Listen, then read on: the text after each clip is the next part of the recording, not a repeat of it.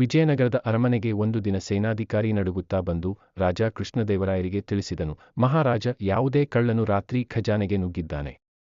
ಆದರೆ ಆಶ್ಚರ್ಯವೆಂದರೆ ಏನೂ ಕಳೆದುಕೊಂಡಿಲ್ಲ. ಈ ಸುದ್ದಿಯಿಂದ ಆದರೆ ಒಂದು ಷರತ್ತು, ಅವನು ಸಿಕ್ಕಿದರೆ ಅವನಿಗೆ ನಾನು ಬಹುಮಾನ ಕೊಡಬೇಕೆಂದು ಕೇಳುತ್ತೇನೆ. ರಾಜನು ಒಪ್ಪಿದನು.